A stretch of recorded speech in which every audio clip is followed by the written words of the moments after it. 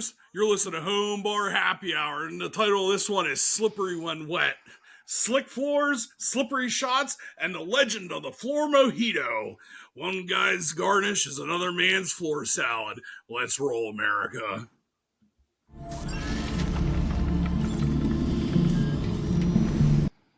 That's not the right intro, Mike. Come on. Yeah, I was like, whoa. There we go. There we go.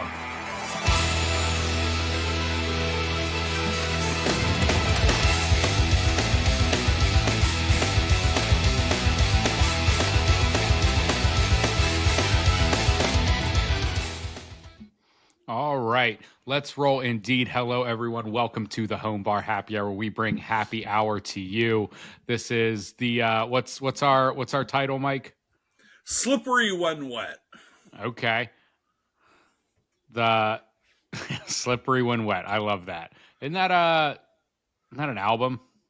I have no idea, but what was up? I thought we had a new intro there for a second. Dude, this is your producer / seducer over here, Joe. And, might have clicked the wrong button. Who knows? We got a lot of intro stuff hanging in there. So that's my fault. And Slippery When Wet, that's a Bon Jovi album. Good old Bon Jovi. You remember them, right? No, absolutely. All right. But you want to kick it off here? Welcome us back to Home Bar Happy Hour. Oh, you want me to do? I thought you were going to do that, John. Okay, so welcome back to Home Bar Happy Hour, the bar podcast where facts are fuzzy, drinks are stickier than the floor, and no one makes it out without at least one regret. I am Joe, and joined as always by my side, ride or die, Miller Mike, who once tried to order a whiskey sour using only interpretive dance. How'd that go for you, Mike? Something real nice. Something real nice. All right. Yeah, man. Well, dude, we just got done celebrating 250 years of the United States Army. True. Happy birthday. We that was an awesome day. Did. And went golfing out in Canton. Had a nice wedding. Oh, I was at a wedding. Look at you. Yeah. So how about you, Joe? When was that? Saturday? I just got outrageously hammered in Lancaster County. That's what I did. I went to a couple breweries around there. Went to this really nice Tobias Frogs, like an outdoor, beach bar type vibe. Think Jimmy Buffett's Margaritaville.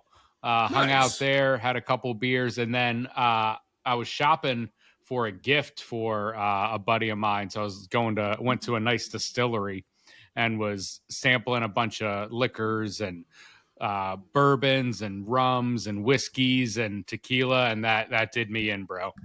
I probably had like 5 or 6 shots, just sitting down sipping them, and after the beers, and then we went from there to another brewery and just kept on rolling. So I had a great weekend, a great 25th.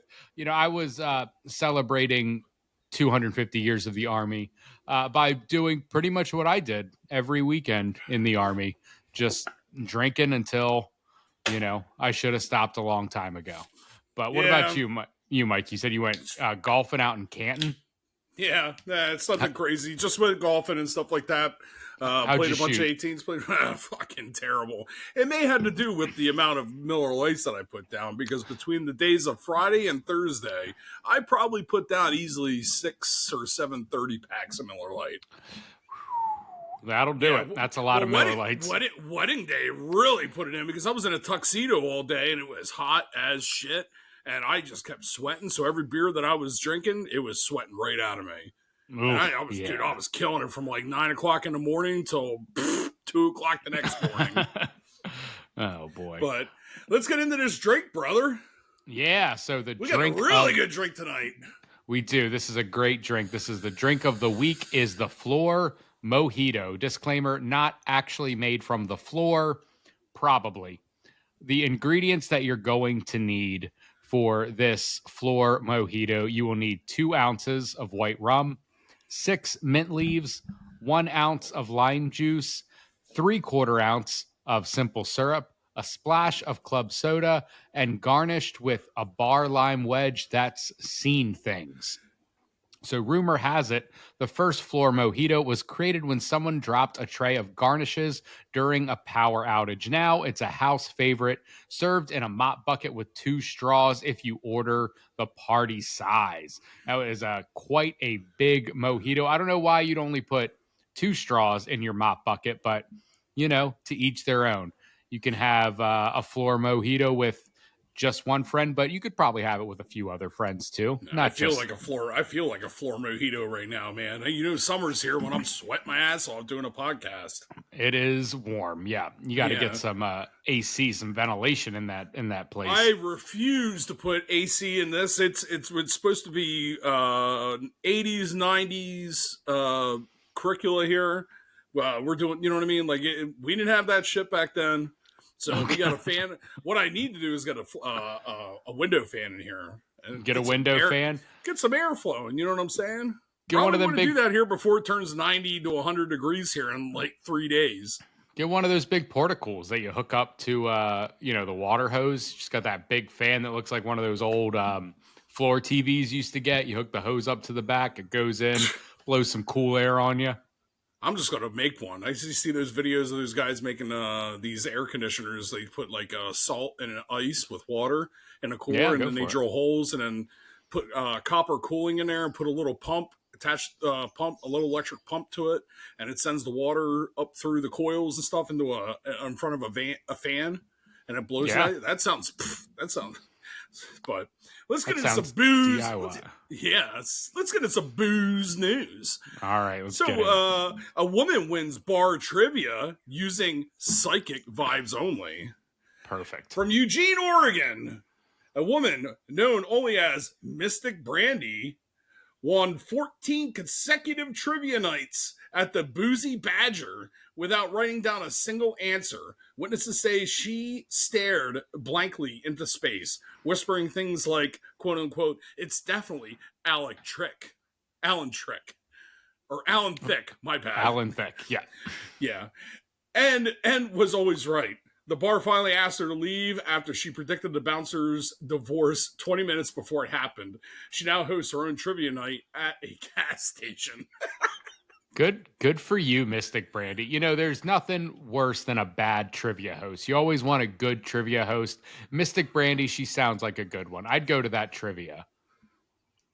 She could probably tell you who's going to win before the game even starts.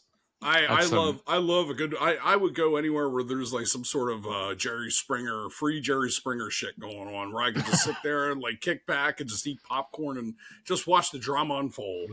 That's all you need, man. That's all you want.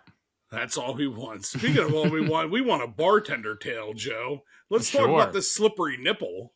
Yeah, the slippery nipple slip and fall lawsuit.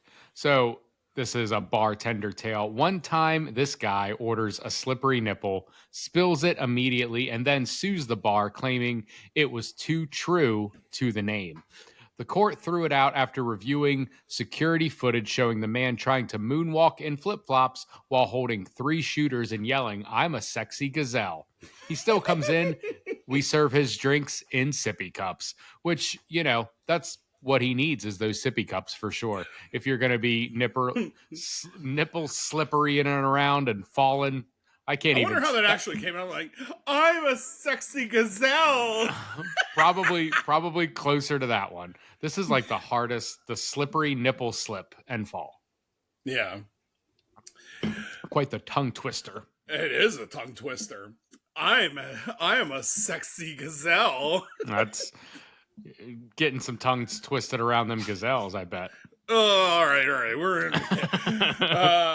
The bar fight breakdown. This one's titled "A Wet T-Shirt Chess Match." 2 women got into a fight during a wet T-shirt contest that was also somehow a chess tournament. One played a queen's gambit. The other threw an actual queen at her. No one knows who won, but the bartender got knighted with a bar stool. Wow, that's I'll tell you what, nothing sounds worse than watching chess in a bar. Like, I can't think of a more boring sport that I would want to watch. But I suppose if you add a wet T-shirt contest into it, then anything is exciting, Yeah, you add wet t-shirt to anything, I guess I would be excited. I'm like, I know people get bored watching golf and baseball, but if you were to tell them Well, like those are wet boring t-shirt, sports. wet t-shirt was involved in it, like I'm flipping over there, man. Crack open a nice cold one. So last Friday at the bar that I work at was Friday the 13th. So we did a little Friday the 13th movie marathon, had it going all day long. And someone comes in, this woman I've never seen before. Apparently she's a regular, but hasn't been to the bar in 3 months. And she's just, one of those Karen types. And she sits down at the bar and she's looking around. She looks up at the TV and she said, "Why don't you have golf on? It's the US Open." And I was like, "Oh, it's Friday the 13th. And we're on Friday the 13th, part 5 right now. So you can just chill out and watch, Friday the 13th instead of the US Open like a giant nerd." I mean, I'm not going to take either side because I'm like, that's like, I'm not going to your bar because I've been to your bar. And I'm like, if I'm going to your bar, I'm going to expect like pop culture. I'm not going to expect to go to your bar. I'm like, dude, Joe's bar is definitely not going to have the U.S. Open on. But yeah, I mean, like, we had sports on one TV. We had like the Phillies game on one, and then we had the movie marathon going on another. So like you have your sports, but like you're coming into but you're going to want your at your bar, you're going to want your major Philly sports playing. Well, obviously, of course. Yeah, we're not going to turn those off. But yeah, it was a whole Friday the 13th themed day. We had a Friday the 13th themed beer tasting, the movie marathon, all that. This woman that pretends she comes in here all the time. It is what it is. Sometimes you just don't have the best customers. You should ask her, really? You come in here all the time? What is our number one food? Yeah. Everybody orders. Like crock pot, hot dogs, and sauerkraut. People love that, man. People love that hot dog. I love it. I was not lying. I ordered it when I was there. I was also starving my asshole out. I'm like, God damn, Joe, when are we going to go get something to eat? Yeah, that'll happen too. My stomach's talking to me. You know what has been a huge seller for us lately, and it's the weirdest thing, is tater tots. Maybe like a lot of places just don't have like straight up tater tots you can get. I had a dude sit down and order he was there for like 4 hours, got 3 orders of tater tots in between his like 8 beers that he had. What do you got? What do you got? An air fryer back here? Yeah, we do. We got an air fryer. We're just air frying up tater tots. Like he got a set to go. I was like, okay, man. Like, you can just do this at your own house, but whatever, man. Yeah, hey, whatever. More money for you. Yeah. So, let's get into some Shot or Not. Yeah. The title of Shot or Not this week is Fruity and Frightening Edition. Let your co-host or guest, for those of you who are new to listen to us and are new content, let your co-host or guest guess the real shot or the total fabrication. So, Joe, since it's just you and I'm going to be asking you, and you'll be guessing. When we get a guest in here, we need a guest in here. They keep on checking it out. Yeah. So this shot, Sex in the Treehouse. It consists of peach schnapps, coconut rum, lime juice. Is it a shot or not? That is not a shot. The Sex in the Treehouse is not a real shot. It's a shot, brother, and probably responsible for at least one cousin. Good to know. The next one, Banana Banshee, banana liqueur, cream de la... Yeah, look at me getting fancy. Creme de cacao. Yeah, CACAO. Yeah, that's what you're getting. Creme de cacao. That's what you're getting out of me. Is that a shot or not? That is not a shot. There's no. No, that's a shot. Real. Man, I don't. You just made up 4 words, and then you're telling me that's a shot. Yeah, I know. Those are not real things that exist in the world. It tastes like boozy. It tastes like boozy pudding. I don't know if I'd want to. I don't know. Like a boozy banana pudding. That would be something that I would want to drink. Yeah, that would actually be something like I would want to drink, like as a dessert shot or something like that. I guess. I don't know. Right. Doesn't sound juicy. Great. Yeah, the Juicy Jester, apple juice, vodka. Maris. Oh God damn. Maraschino juice. That one's a rough one. Marashino. Just those. Yeah, maraschino juice sprinkles. That's it. So apple juice, vodka, maraschino juice, and sprinkles. The Juicy Jester. What do you think? I'm gonna just keep saying, because one of them's got to be wrong. That's not a real shot. It is not a real shot. Okay. It's fake. It sounds like a kid's birthday mistake. It does sound like a kid's birthday mistake. Yeah. The next one, Dirty Shirley Temple of Doom. This one is grenadine, tequila, absinthe. That's a real shot, I bet. Nope. It should be. But like everyone, but I wish it was. Maybe you should make these. Like, that's what you should make at the bar. The Dirty Shirley Temple of Doom. And then you put a little skull with the Maharam on there.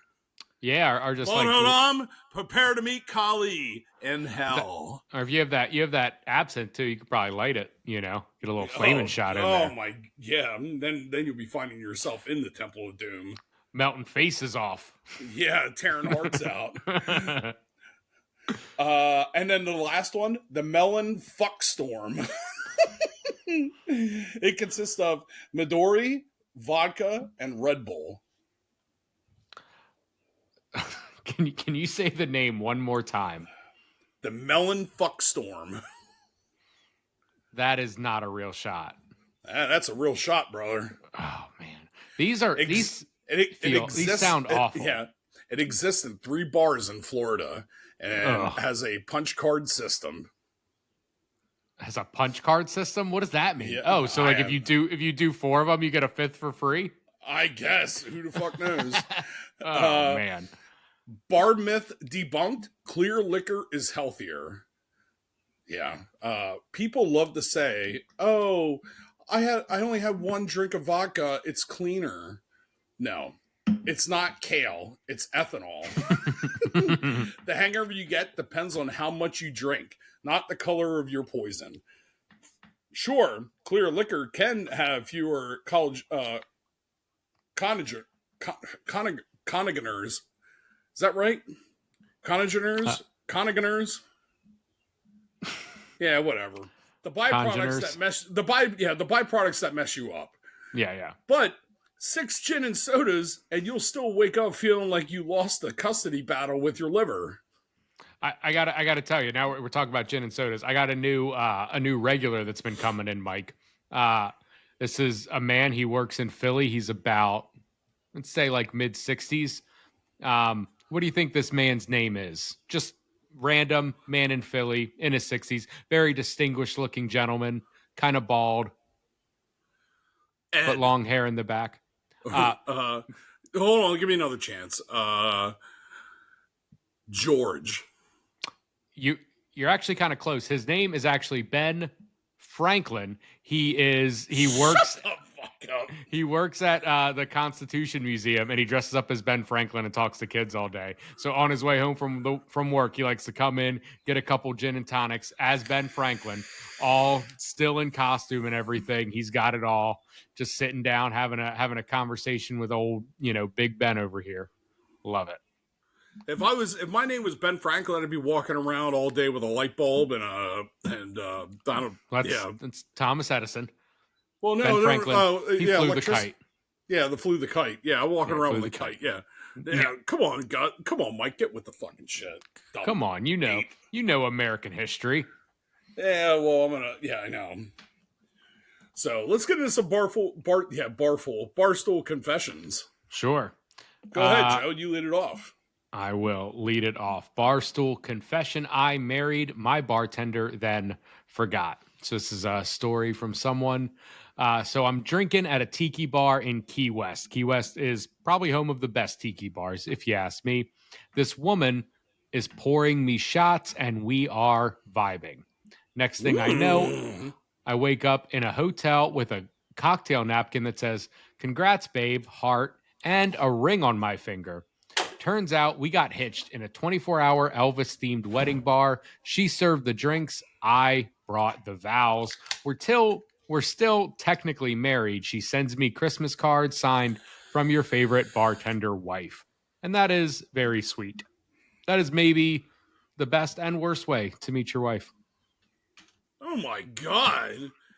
That is definitely I mean, like, you don't think that's a sweet story of meeting a bartender down in Key West? You never see each other and you're married? I mean, you never know. Maybe he goes down to Key West every now and then. She still sends Christmas cards.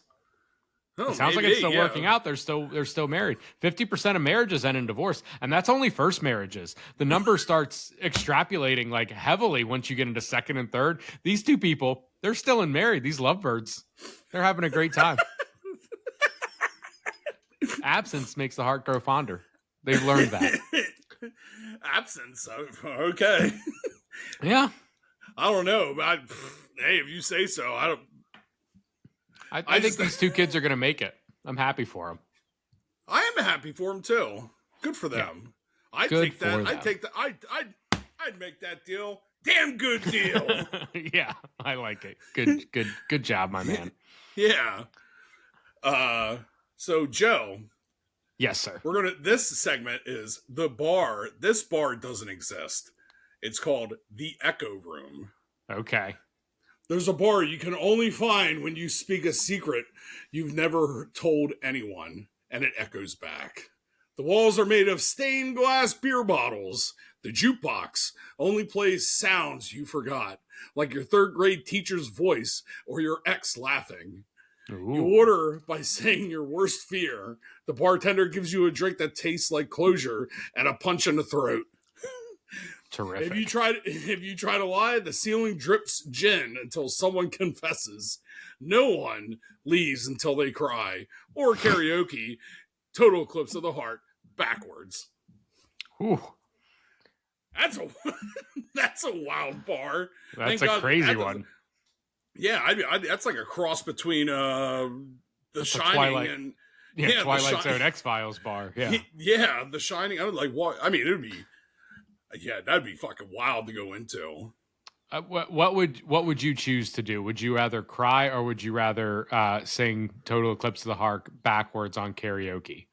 Total Eclipse of the Heart backwards on karaoke because I can already karaoke it without even looking at the screen. Not backwards. Well, they provide the screen and they put it backwards. I can do it. Okay. I think that'd be a tough one. I mean, I mean, like if I could do it by memory. I think that's probably some demon shit too. Like if you sing Total Eclipse of the Heart backwards, it like releases, the King of Hell Payman, Yeah, I don't know, but I'll be running out of that fucking place. If Payman shows up, yeah, that's how you get out of there. Yeah, and I'm like, I don't know. It's his establishment. I'm never coming the fuck back here.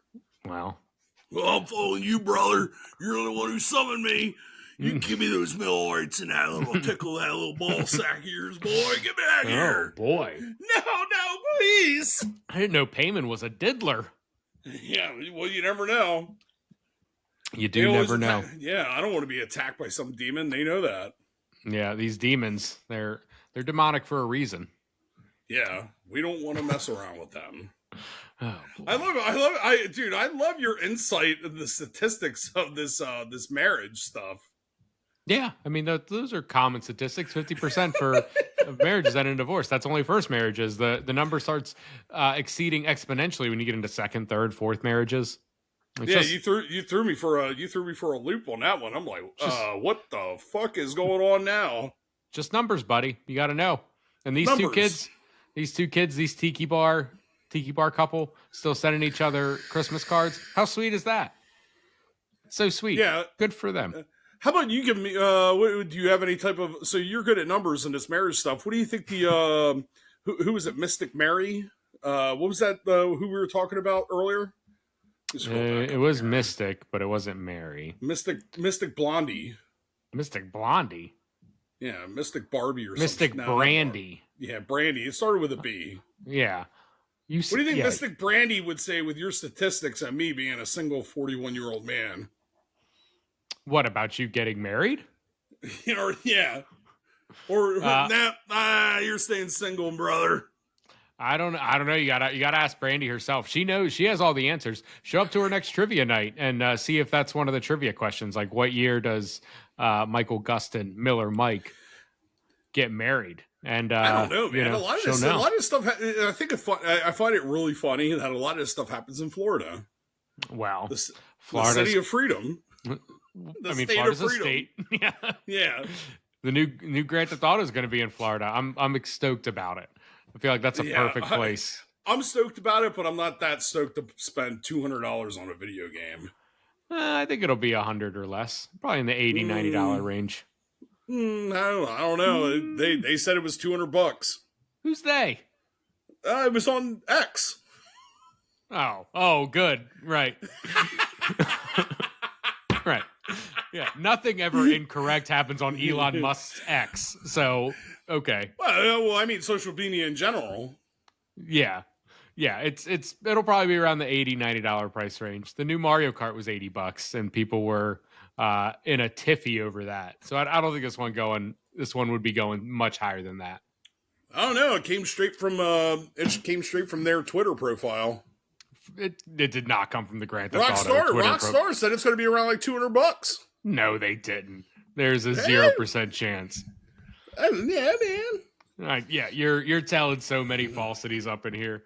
I'll go to Rockstar's Twitter right now. I'll look them up. Or that's all right. What do we call them? Zeets now? I have no idea, man. I just go on there for the Jerry Springer drama. I'm like, if I'm bored, I'll just go on X, find out what's going on, see who's having mental breakdowns over life. You know what? There's a lot of on X is just straight up porn. X is like just mainly porn now. Like whenever you go through, there's a couple advertisements, and I don't know if I'm starting to see them on there. I think I'm starting to see them more on Facebook, and I don't know why, because I'm never on Facebook, and I'm just like going through videos, and all of a sudden I see a dick, and this chick just start. I'm like, whoa, what the fuck is this? And it's to start advertising for a sex pill or some sort of a sex toy or something. I'm just like, or it just goes into like pants. I'm like, what the fuck? Yeah. So here I just opened Twitter. Here are the first like few tweets that I see. And I follow very few people. I only follow people in like the video game industry and movie industry. First thing I see is a video of Caitlin Clark just getting absolutely wrecked by 3 women in a row. Holy cow, WNBA. Leave this woman alone. She is bringing in more money than every other player, and you guys are just brutally murdering her. I don't know if it's her. I just feel like it's like all the scam artists out there. What do you mean the scam artist? She just got done from being injured. This was her first game back, and she's just getting like totally bodied by this chick. Girl pokes her in the eye, another one pushes her in the front, and then another one comes up behind her and pushes her in the back. Well, I kind of feel like all this stuff that's like narrative, like towards like, or if it's like porn or something, it's automatic scam or spam. Oh yeah. That's what we're talking about. I'm like, nope, you ain't. Fool me once, shame on me.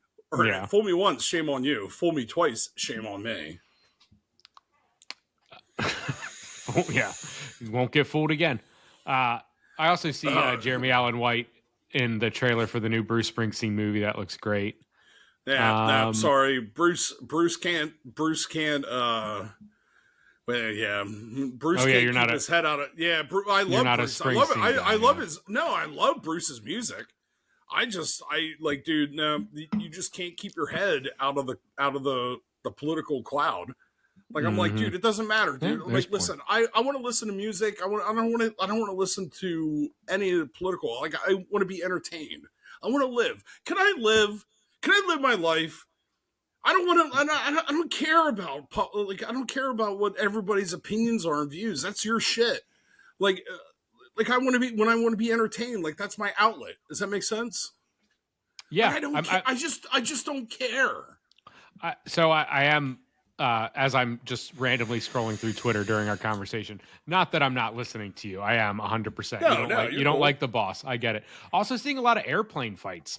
That's a new one that I kind of forgot. A lot of airplane fights happening on here. Why don't y'all know how to behave in the air? Y'all can behave Oh on the my ground. God. Why ain't you behaving in the air? You know what I mean? If there's one thing that I cannot stand being in the air is people who move like slugs, and then they take their sweet ass time putting their luggage in the over. I didn't want to check my carry or my I don't want to check my luggage, so I want to put it as a carry on. I never check luggage. Never ever.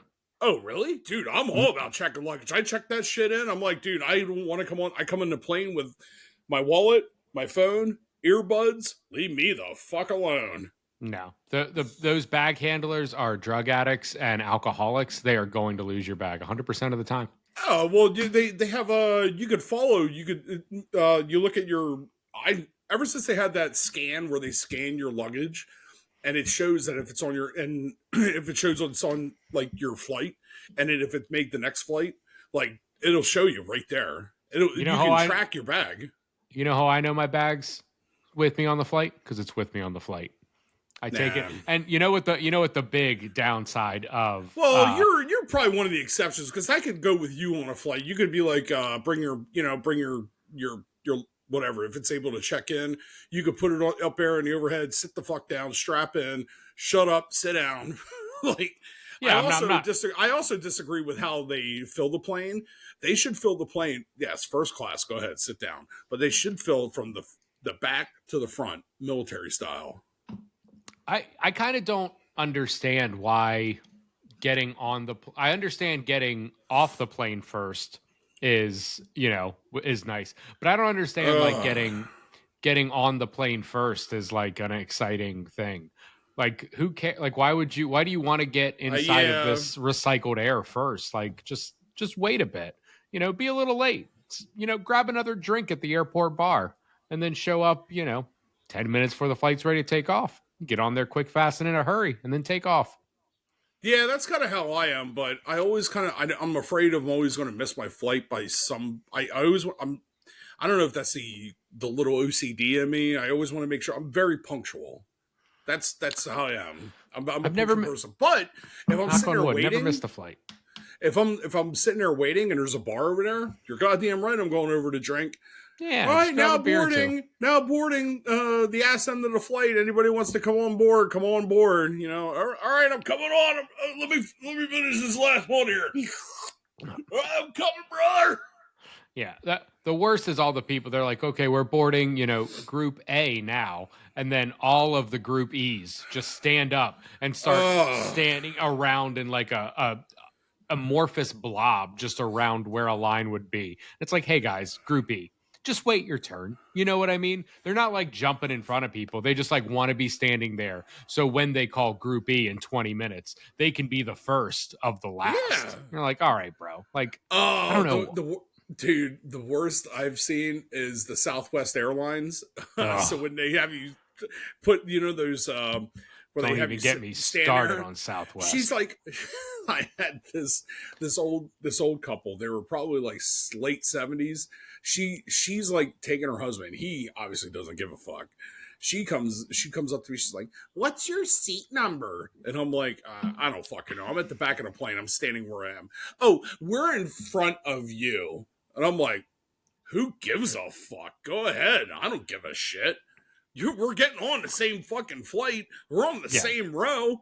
Yeah, no one is getting there quicker just because you got on the plane quicker. Like, she definitely pulled a Karen on me, and I was like, I had a woman, like I was like a Group 5 or something, so they called like Group 5. So I'm standing there, and all of us Group 5s and above or whatever is in line. A girl comes up to me and she's like, "What group are you in?" And I was like, 5. And she said, "Well, I'm in Group 3," and then got in front of me. And I was like, "Lady, that's not how this works. That's not how this works at all.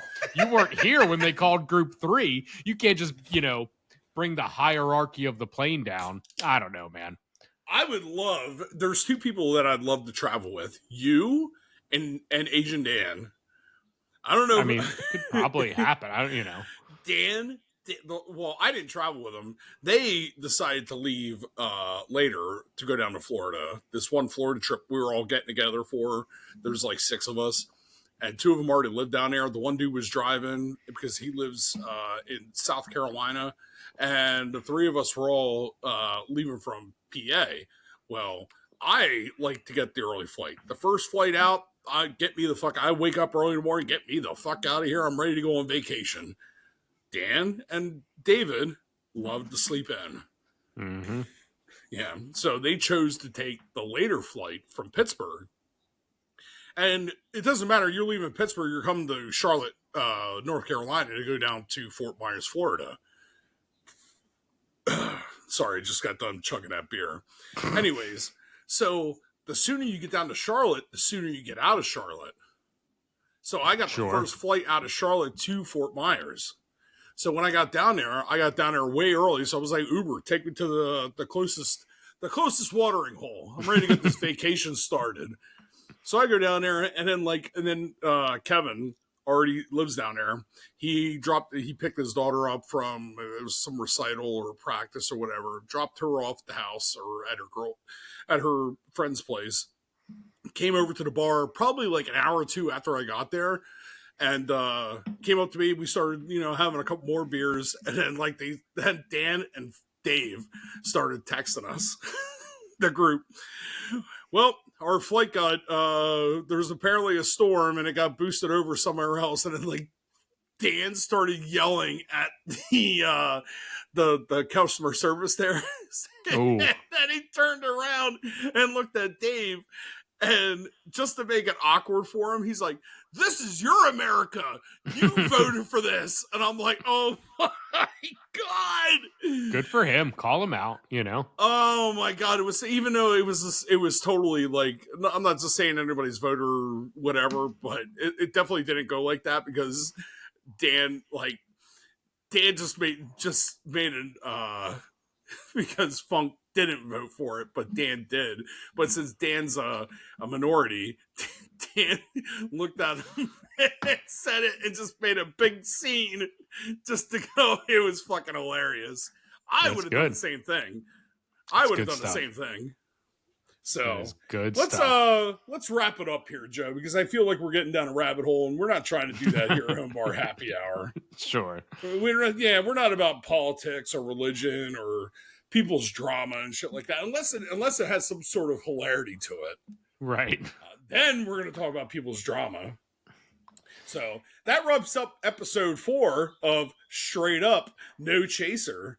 Wait. Yeah. Oh, my bad. Sorry. I'm way ahead of myself. This is episode 59 of the Home Bar Happy Hour. I know. That wraps up episode 2, the Slippery When Wet. Okay. We learned some things tonight. Chess is dangerous, floors are sacred, and vodka isn't a healthy food. As always, tip your bartender, fear the floor mojito, and never accept a shot from someone who uses the phrase mouthfeel ironically. Until next time, I'm Miller Mike. Back to you, Joe. And I am Joe. Thank you for joining us at the Home Bar Happy Hour. We will see you guys again next time. Until next time, stay hydrated and stay unhinged. Oh.